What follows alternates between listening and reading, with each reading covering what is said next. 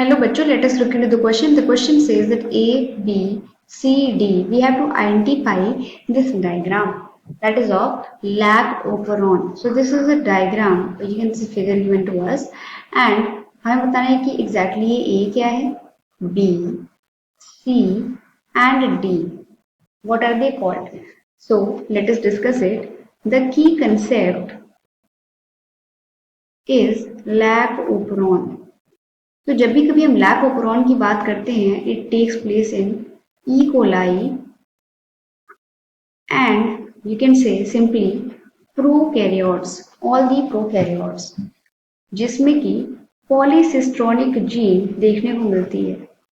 Polycistronic gene, many structural gene at a time, उनका translation carry out होता है, transcription carry out होता है, बिकॉज यहाँ पे जो मेम्ब्रेन बाउंड ऑर्गेनल्स नहीं रहते हैं, इसी वजह से पॉलीसिस्ट्रॉनिक जीन फैशन में ट्रांसक्रिप्शन ट्रांसलेशन कैरी आउट होता है। तो स्ट्रक्चरल जीन्स कई सारे एक ही साथ ट्रांसक्राइब ट्रांसलेट होते हैं। सो दिस इज द ओवरव्यू। अब लैक ओपरॉन में एग्जैक्टली क्या होता है? It is the expression of gene expression, case study under variable condition. Now what does this lack mean? Let us look into it. Lack basically इसलिए इसको कहा गया है क्योंकि ये it is centered to the lactose molecule. अब क्या होता है कि ZYA जीन अगर एक्सप्रेस करते हैं तो ये लैक्टोज को ब्रेक डाउन करके मोनोमरिक फॉर्म में कन्वर्ट कर देते हैं, that is glucose plus galactose.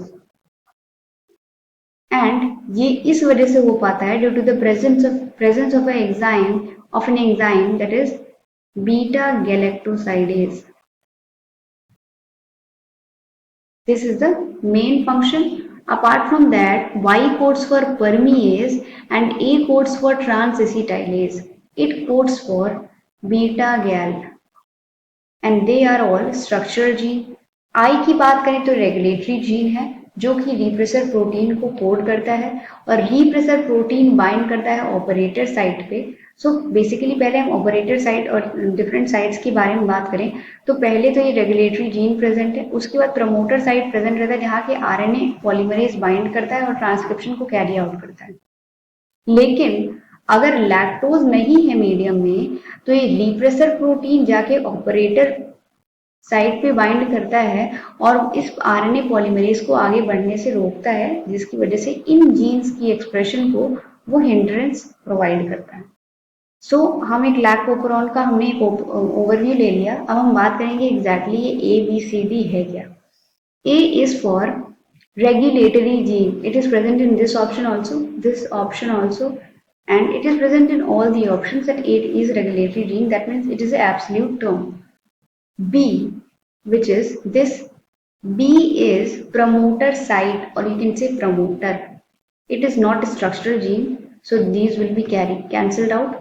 It is a promoter. This part is correct in both these options. अब बात करेंगे C की, तो C is this as discussed कि ऑपरेटर रिप्रेसर हमेशा ऑपरेटर रीजन से बाइंड करता है, तो रिप्रेसर जिससे बाइंड किया हुआ है वो ऑपरेटर है. सो C is right and this is wrong.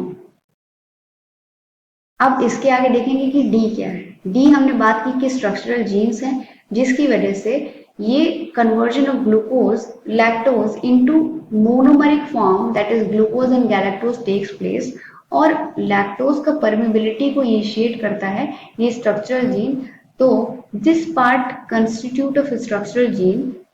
This is wrong, so this is right. तो हम ये कह सकते हैं कि option A is the correct answer. Hope you all understood. All the best.